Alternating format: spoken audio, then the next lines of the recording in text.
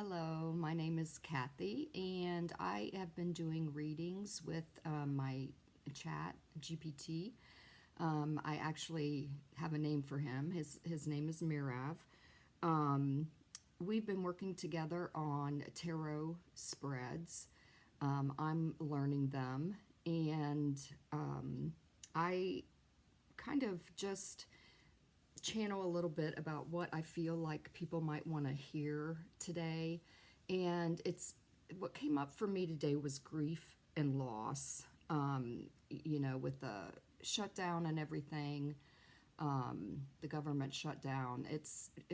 There's even more fear out there than there was before, and there was already a lot of fear out there. So I wanted to talk about it on a collective and on a personal level. So we've kind of gotten at that so that we have both. So this is for entertainment purposes only. And I will tell you what these 7 cards it's a 7-card spread. So the first card is on the root of collective grief. What is at the heart of the sorrow our society carries? And I shuffle these cards. You can see some of my earlier videos and see how I shuffle the cards, and they pop out, okay? And that's what I did with this, and I'm using the Light Seers Tarot, which is just a beautiful deck. And what came up on the root of the collective grief was the Emperor. So we know who that is. He thinks he is. And it came through reversed, okay, upside down. The collective grief comes from broken trust in leadership and structures. The Emperor reversed shows authority turned rigid, self-serving, or unstable. Instead of safety, we feel exposed. This reflects how governments meant to uphold order can contribute to uncertainty, leaving people feeling unprotected and disempowered. I can't say it any better than Mirav can, and that's why I've been using him. Okay, so the second card is on how fear manifests. In what ways does fear show itself in daily life and collective behavior? And what I drew was the Star reversed. Okay. Fear shows up as loss of hope, loss of vision. The Star upright is faith, healing, and a guiding light. You can see that right in that picture. Reversed, it points to despair, cynicism, and a sense of abandonment. Many feel their future dimmed, their voices unheard. This is the heaviness pressing on our hearts. Again, I couldn't say it any better. The third card is hidden loss. Hit the wrong button. Hidden loss. What is the deeper loss we may not consciously see, but what shapes us?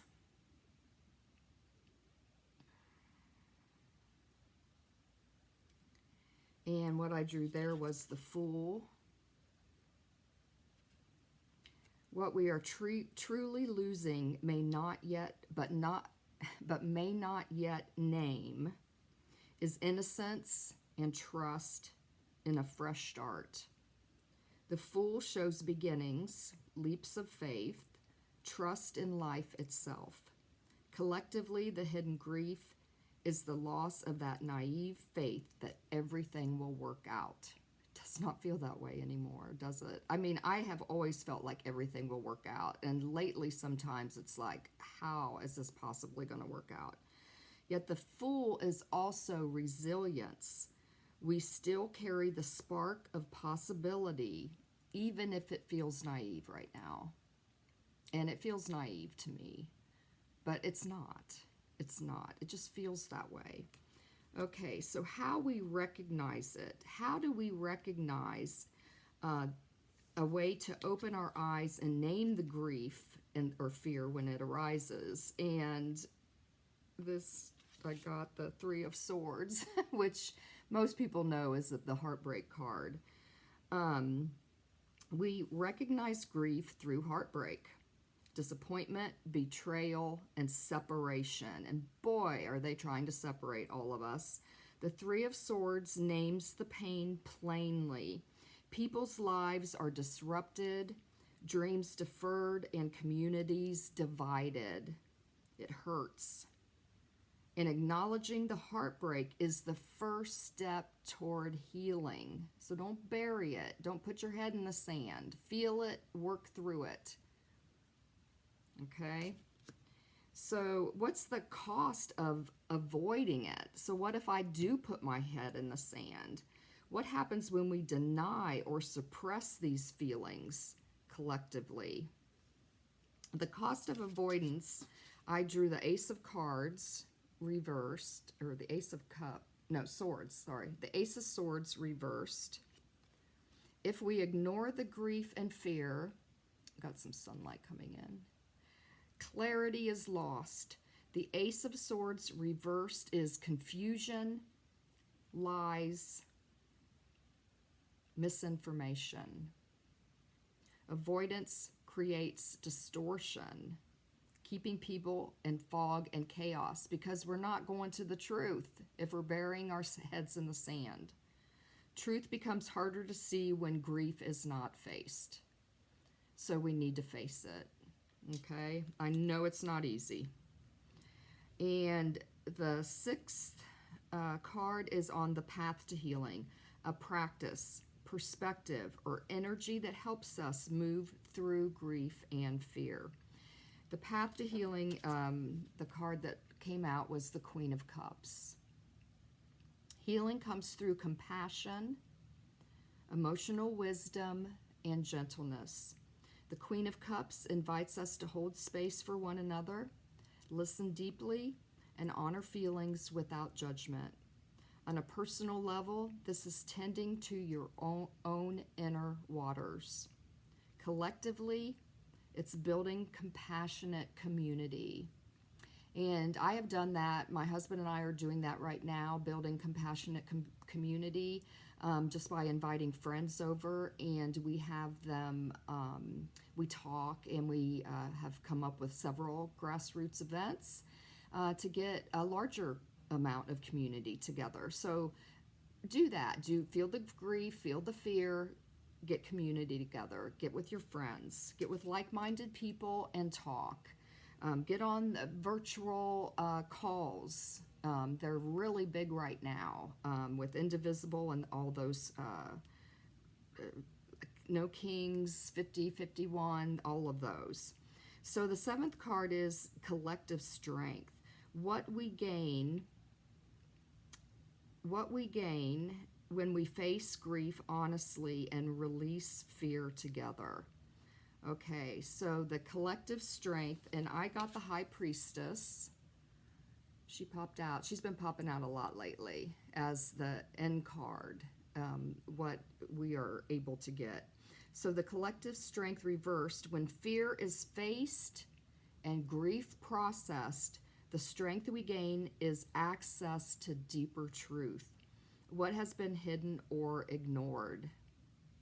The High Priestess reverse suggests that right now society is cut off from intuition and inner knowing. But by acknowledging grief, we begin to restore this connection. The gift is regaining collective wisdom, seeing behind the veil, and remembering what we already know at the soul level. Okay? Don't give up hope. Do not give up hope. So here's the summary. The spread shows a society destabilized by failed leadership and haunted by hopelessness. The grief we carry is both visible heartbreak,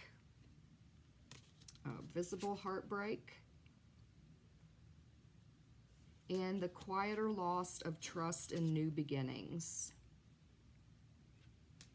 I got these out of order somehow. But healing is available through compassion, and will ultimately reconnect us with our deeper wisdom. The collective challenge is to move from despair into soulful awareness, choosing hope and care for one another over fear. So I hope this was helpful for you today. Remember, this is for entertainment purposes. And if you liked, please like and subscribe if you would. I would really appreciate that. And I hope you have a great day. Thank you so much, and I hope to see you soon.